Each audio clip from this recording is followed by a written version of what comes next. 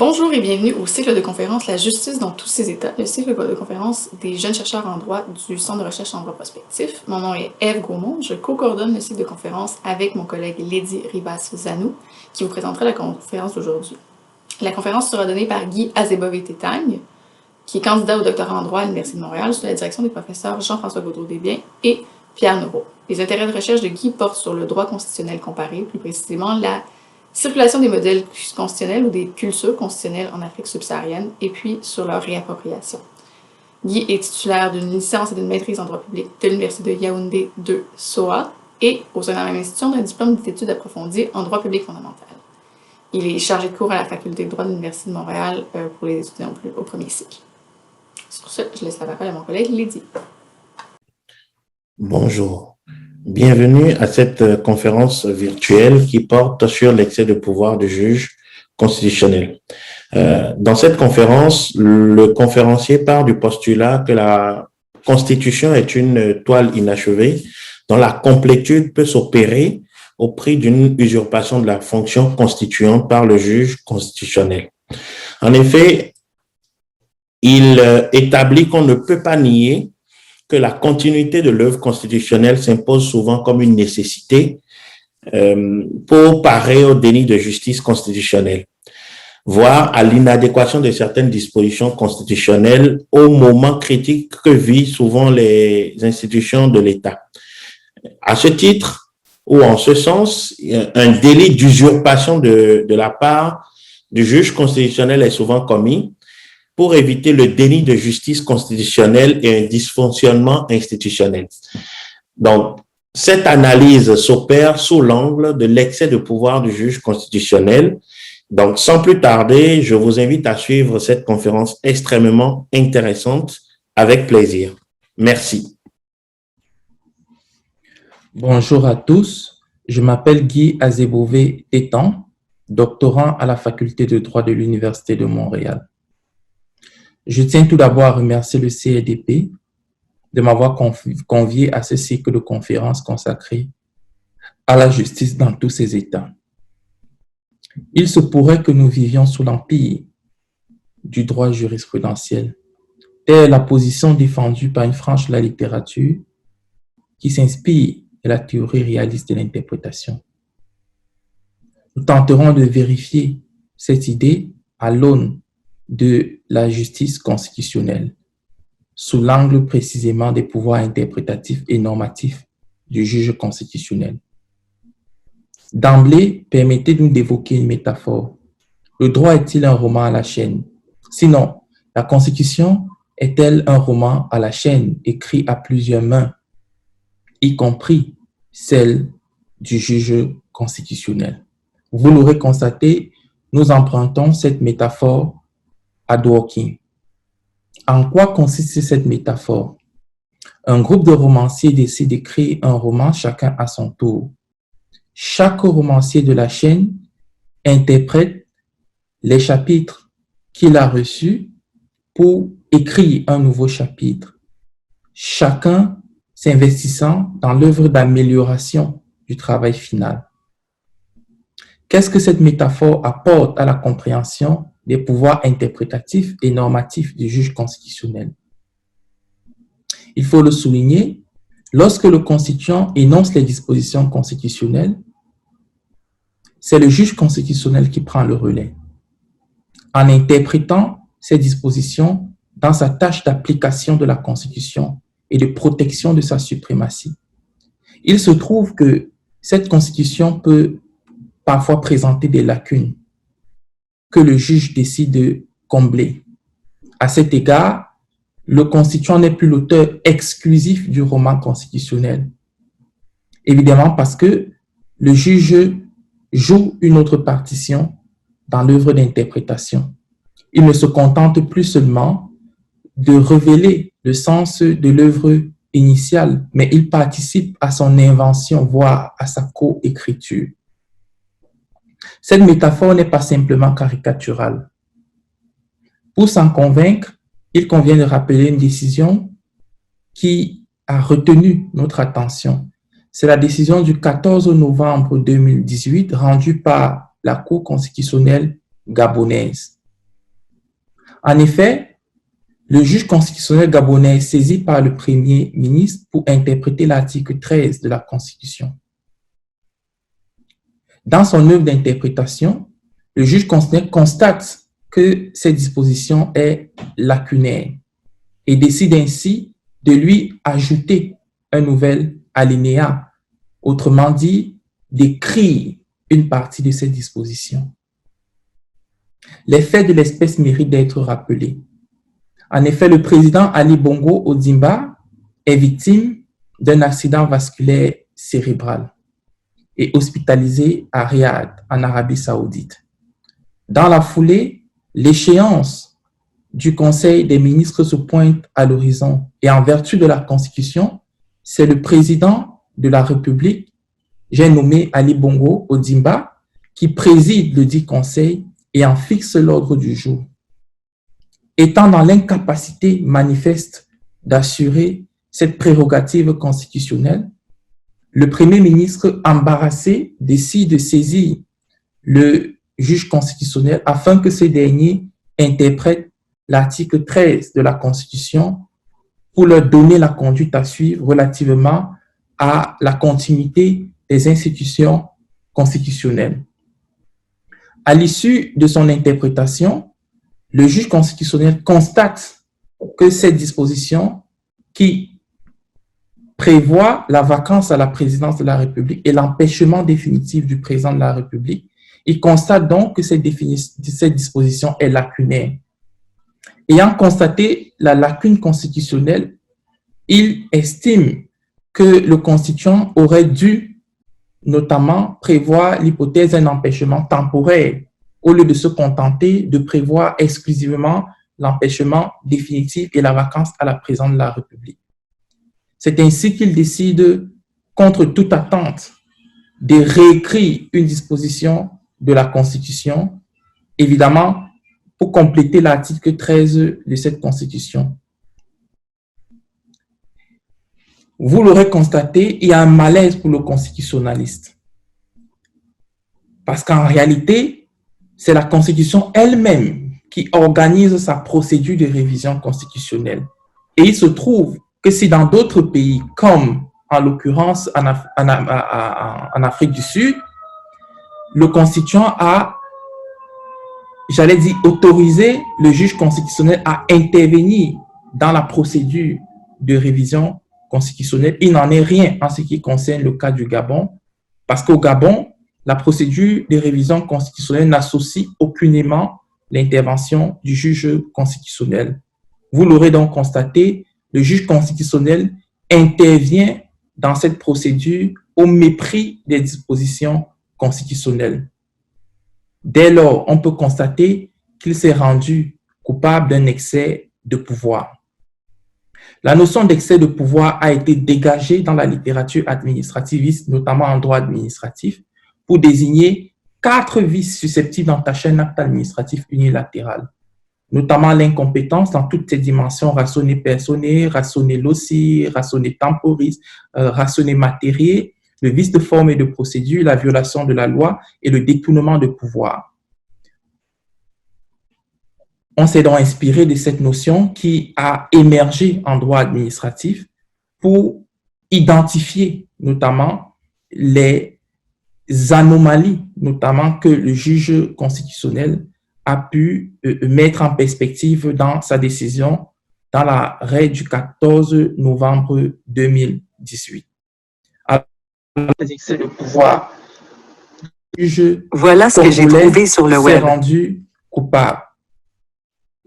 Le premier vice d'excès de pouvoir que nous avons identifié, c'est le détournement du pouvoir interprétatif. Le juge constitutionnel a été saisi pour interpréter la Constitution et lui-même, dans cette décision, annonce qu'il interprétera la Constitution, mais contre toute attente, il va orienter ce pouvoir d'interprétation vers un pouvoir normatif. C'est pour ça que nous parlerons donc de détournement de pouvoir interprétatif du juge constitutionnel. D'autre part, un autre vice dont s'est rendu coupable le juge constitutionnel est le vice de l'incompétence. parce qu'évidemment, le juge constitutionnel n'est pas désigné comme institution associée à la procédure de révision constitutionnelle. En clair, il n'a reçu aucune habilitation légale, aucune autorisation juridique pour s'immiscer dans l'activité de révision de la Constitution. On parle donc d'incompétence rationnée institue. Il n'était pas dans un pouvoir constituant dérivé. Évidemment, on peut se poser la question suivante. Quel est le sens à donner à cet excès de pouvoir? Il faut rappeler que la littérature constitutionnelle, en l'occurrence, nous a précédés sur cette question, en abordant la question de l'excès de pouvoir sous l'angle de ses manifestations, voire de sa portée. Cette perspective est intéressante, mais nous envisageons de prendre un chemin ou bien une orientation assez différente. Nous constatons ici dans notre hypothèse que, comme la nature, le droit a horreur du vide.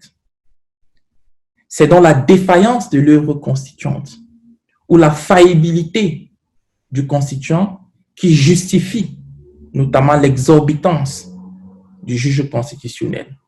En clair, l'incitation à l'excès, c'est de l'incitation à l'excès de pouvoir que résulte la réalisation de cet excès de pouvoir. L'incitation à l'excès de pouvoir se révèle notamment à travers les failles de la Constitution qui révèlent les défaillances du pouvoir constituant.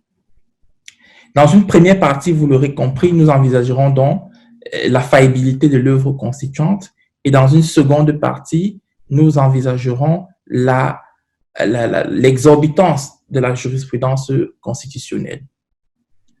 Relativement aux défaillances de l'œuvre constituante, force est de constater que l'une des défaillances les plus manifestes, qui est presque inévitable, c'est le silence constituant. En réalité, la Constitution ne peut pas couvrir tous les aspects de la vie politique d'un État. Et le constituant est bien conscient qu'il se situe au sommet ou à la pointe étroite de la pyramide, dont la base est plus large et par conséquent peut abriter d'autres espaces de normativité. Il se contente parfois d'être concis en déléguant l'organisation et le fonctionnement des pouvoirs constitutionnels au Parlement relativement à travers ce qu'on appelle en France les lois organiques. Il s'agit donc d'un silence renvoi.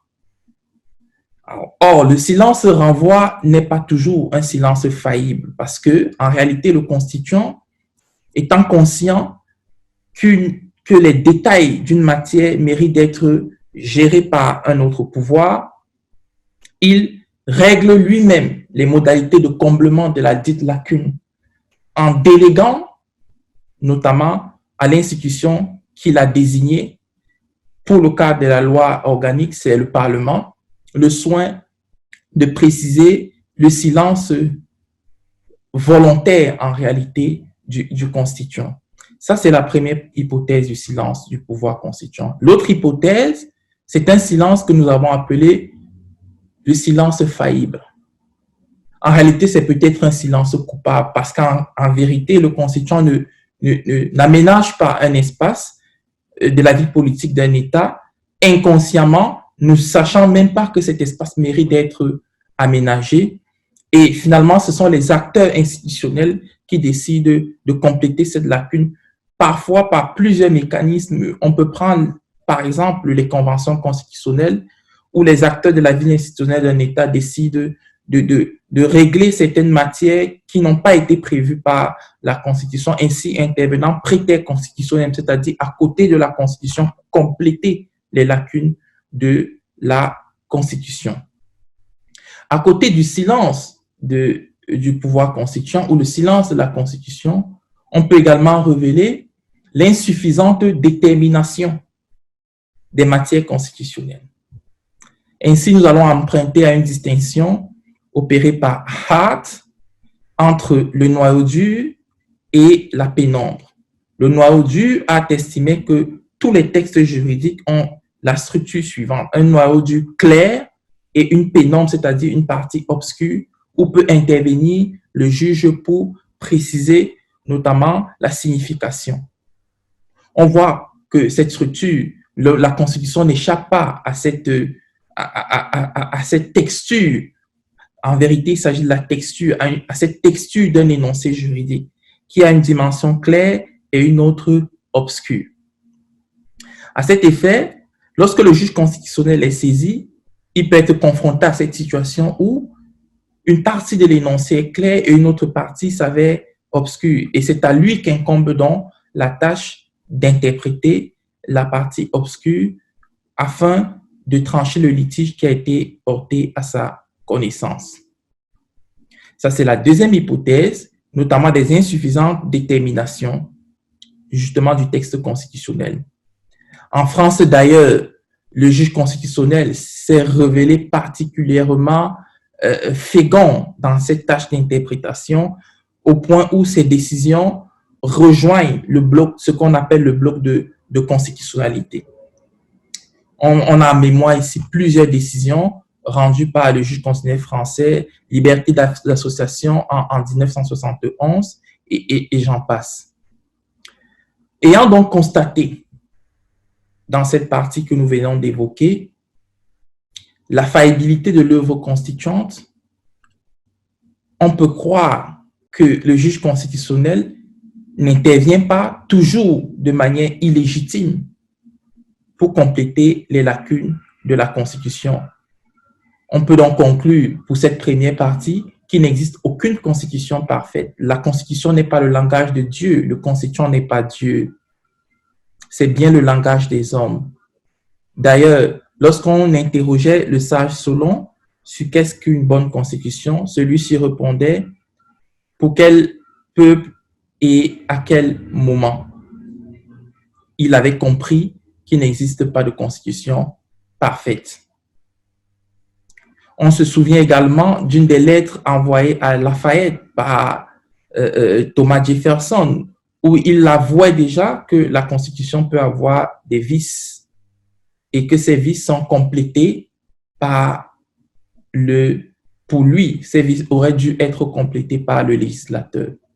Quelques exemples justement pour montrer que le texte constitutionnel ne peut jamais vraiment satisfaire à tous les besoins parce qu'il s'inscrit dans le temps et parfois il fige son temps. L'anachronisme est quasiment incontournable à ce moment-là. Dans une seconde partie, donc, on envisagera la réalisation de l'excès de pouvoir. La réalisation de l'excès de pouvoir, comment l'excès de pouvoir se réalise réellement, s'illustre. Nous avons distingué ici l'excès de pouvoir silencieux, d'une part, et l'excès de pouvoir ostensible, d'autre part. Les excès de pouvoir, l'hypothèse de l'excès de pouvoir silencieux sont des hypothèses où l'excès de pouvoir est presque invisible. Il ne se dégage pas tout de suite, mais il est bien mis en œuvre par le juge constitutionnel. C'est par exemple l'hypothèse des interprétations constituantes, où on ne voit pas trop, mais le juge, parfois, innove sur certaines questions, parfois, crée de nouvelles normativités, mais discrètement. En matière d'interprétation constituante, ce qu'il faut dire ici, c'est que le juge explore toutes les virtualités sémantiques du texte constitutionnel. Vous avez compris que nous rejoignons ici l'école du réalisme ou le courant réaliste de l'interprétation. Il n'est pas simplement le porte-parole de l'énoncé de la parole constituante. Il n'est pas simplement ce messager qui était Hermès vis-à-vis de Zeus, qui transmettait la parole de Zeus, qui la rendait accessible pour les citoyens de l'époque sans vraiment intervenir dans sa transformation. C'était une sorte de révélation fidèle de la pensée de Zeus. Ici, le constituant ou le juge constitutionnel, autant pour moi, ne se contente pas d'effectuer ce relais passif, notamment de la parole constituante. Il intervient dans son activité d'interprétation pour créer parfois la signification ou donner une signification qui est différente de celle des pères fondateurs. Parfois, l'interprétation vise à adapter la Constitution avec l'évolution de la société. À côté de l'interprétation constituante comme excès de pouvoir silencieux, nous avons un excès de pouvoir qui est plus ostensible. À cet égard, nous retenons la notion de jurisdiction constituante. Parce qu'ici, le juge constitutionnel exerce son pouvoir normatif, c'est-à-dire le pouvoir créateur de la Constitution. Et nous avons désigné ce pouvoir normatif à travers la notion de jurisdiction constituante. Ce qu'il faut retenir ici, c'est que apparemment, cette activité de jurisdiction constituante peut paraître toujours négative, mais il n'en est rien. Parce que le juge peut intervenir parfois pour compléter tout simplement les dispositions de la Constitution ayant constaté la défaillance du juge constitutionnel. Et lorsque ce dernier complète les dispositions constitutionnelles, il coécrit en quelque sorte la Constitution, il serait difficile de dire que cette activité est toujours négative. D'autre part, le juge peut également compléter cela en usurpant le pouvoir constituant. C'est le cas de la décision gabonaise du 14 novembre 2008 où le juge va quasiment usurper la fonction constituante, n'étant pas l'autorité chargée de réviser la Constitution. Voilà, à vol d'oiseau, présenter cette thématique sur l'excès de pouvoir du juge constitutionnel. Nous notons qu'il ne s'agit que d'une présentation embryonnaire qui précède la rédaction d'un article qui va aller plus dans le détail en ce qui concerne cette question. Je vous remercie de votre attention. Au revoir.